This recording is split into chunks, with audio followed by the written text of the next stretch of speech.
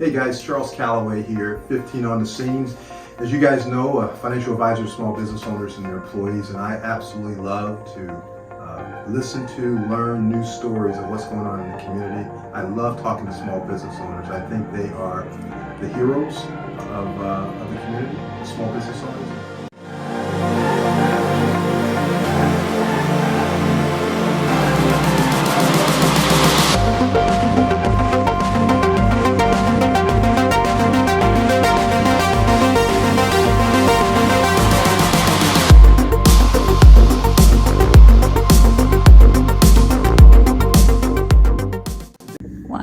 Hey guys, Charles Calloway, financial advisors, small business owners and their teams.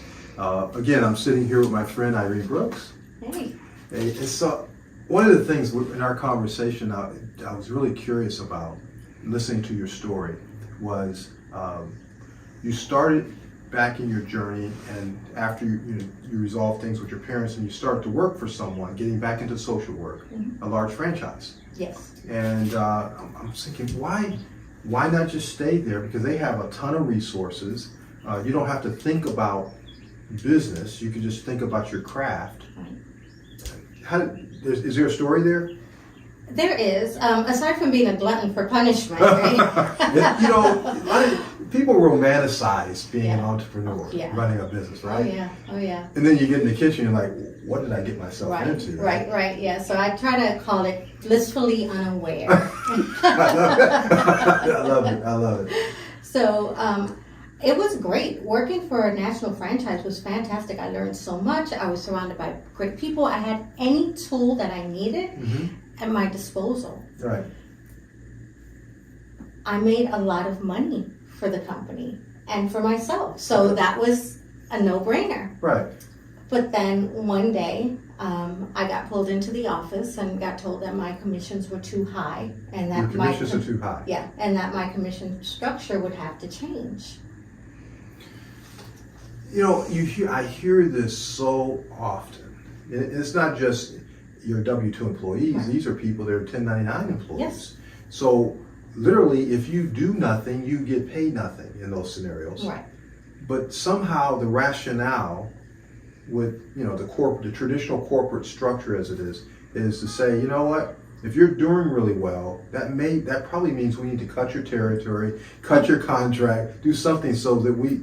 Yes. It's so, I don't understand that thinking. Yeah. It's backwards, because if I'm getting big commission checks, that means I'm getting a fraction of what I'm bringing in the door. Right. So it's almost like cutting your nose to spite your face. Right. I haven't heard that in a while. Yeah, that's right. But I always believe that things happen for a reason. Yeah. It was what I needed, because thinking about having your own business is scary. It's big. It's, so it's easy to fall into that comfort zone and say, okay, I'll just do this for this person. But when that happened, I'm actually grateful for it, because a light bulb went off and I said, no one will ever determine my worth again. I do that. Nice. So it was a favor. Yeah. And I'm so glad. Your attitude is so refreshing on that. It'd be so easy to fall back into a place of bitterness. And the thing is they're doing the best they can. They haven't solved the problem, and why would this company solve it? Most companies haven't. Right. How do I bring people up in a way where they feel supported and they can go as far as they want to go without limits? Right. And where our interests are tied together. That's a big question, a hard question to answer. Right. Maybe you can answer it as you build your business, but otherwise we end up training our competition. Right. Which sounds like, in some ways, maybe that happened here. Well, not really, because I believe in karma. I believe that what goes around comes around. Okay. So I actually changed my model a little bit. Okay. And I'm also in a slightly different area than what they concentrate on. And that wasn't because they asked me to. It was just because I learned a lot from these folks. You have to be grateful for the lessons that you get. Because if not, you block your blessings. You're getting in your own way. Okay. So there's plenty for all of us. I respect that, yeah. So that That's very adult of you. So it's not, you decided you wanted to be more collaborative. You didn't want to create conflict. You didn't want to duplicate what you came from. You identified a need. Mm-hmm. So as best you can, could you define the need or the problem that needed to be solved that was just pervasive? The big problem is that people, when they're dealing with parents that are getting sick, this is what happens most of the time. Okay. They have parents that are independent, they're driving, they're going to the hair salon, they're going to church, and then one thing happens, whether it's a chronic illness, Mm-hmm. Devastating diagnosis, a fall, because a fall can just be a fall, but a fall can absolutely change your life. Yeah. And next thing you know, life as you know it ends. And it's all emotion. There's all fear. There's so many things. There's a range of what's going on with somebody, and they don't even know where to begin, right? A caseworker at a hospital can tell you, okay, they can go to rehab here, but then what happens next? It's just each person in their specialty can tell you what you need for that particular, a durable medical equipment company can say you need a hospital bed, you need a seat for the toilet. But what do you, as somebody who is taking care of your own family, your own children, a job that you may or may not love, and now you have all of this stuff, you had you kind of had a system, and now you throw in this giant monkey wrench. How do you deal with that? Right. Practically and emotionally. So instead of spinning, because I did my share of spinning when I was taking care of my dad, I figured I can help somebody while they're spinning, and it's funny because I get a lot of calls from people, and I can feel their shoulders up here. When the conversation starts, and it's like, you've been there. Yeah. Not just you learned it in a book. Oh yeah. You've been there. Oh yeah. So they'll call and they'll say, I don't even know what I need. I just know, that somebody told me to call you, and they said you could tell me. And so I'll just listen. And as I'm kind of dissecting what would be best, because there's no one size fits all solution, I can feel their shoulders coming down. And usually I hear, thank you so much. I feel so much better. Just knowing that you're not alone helps. Right. But also having somebody that's been through it be able to say, okay, take step one is. And some people need that. Some people want me to take kind of a more of a backseat, just a supporting role. Right. But I'm there for it either way. But that's the biggest problem that I don't think people underestimate. The effect that having a parent or a loved one gets sick like that suddenly.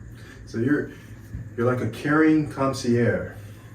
Yeah, I never thought of that. That's what came to mind when I was listening to you. That's so cool. So guys, we covered a lot of ground here.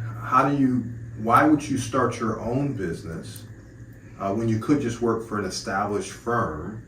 How does that happen? The other thing is, how do you discover an untapped need, a problem that you can solve in the community? And both of these are critical. I mean, you didn't start out saying, I want to build this business. No. You saw a need, you wanted to fill it. And then you had that extra push because of that conversation in the office because of the firm you're working. Right. And you see it all as a blessing. You saw it as all something that was fortuitous. Yeah. So. Now I was not there from the very beginning. All right. It was a process. Yeah. I saw a little halo up there. Yeah. No. The halo's definitely. Okay. All right. All right. But I have a sign up on my wall: live life as if the universe is rigged in your favor. Okay. So, be it bad or be it good. Right. There's always either a lesson or there's something that you need to draw from, even if it's years ago. Right. Sometimes if you ever have like, oh my gosh, if this wouldn't have happened, when I was 25, I would never have gotten here. Right. So I believe that it's rigged in our favor. Yeah. And everything works. One thing you have in common, I talk to a lot of small business owners, one of the things you have in common is I'll call it extreme ownership. Mm-hmm. No pun intended as it relates to owning a business, but business owners that are successful, people that are successful in general, they take ownership in the situation, even if we can rationalize very quickly why it's not our fault. Right. So you never became a victim in your whole story. I mean, from your parents' situation, from your whole career. That's one of the themes of your life that I'm picking up on. Mm-hmm. So yeah. So if people want to get in touch with you, want to just interview you or get to know you a little bit better to see if you can be of help to them, how would they contact you? They can call me at 919-762-0035 or go on my website. Okay. You get to see a little picture of me. I hate that picture. It's not bad. It's and my website is www.noplacelikehomenc, like North Carolina.com. All right, so noplacelikehomenc.com. Mm-hmm. Okay, I'll give you a call at 919-762-0035. That's it. Got it. I'm gonna put this in my Rolodex because, in my line of work, this comes up. I have clients right now, too. They're in this situation, Mm-hmm. and it's sobering. It is. It's sobering. It is, and you don't think about it until it happens. Nobody's, even though I tell people, plan, Mm-hmm. but most of us just don't. We're like, oh no, Yeah. that's great. My grandparent was 126 when they passed, and it's just, we just don't know. We don't know. Right. So yeah, I say plan. Good. This has been fun. Thank you. Thank you. I appreciate it. See you guys next time.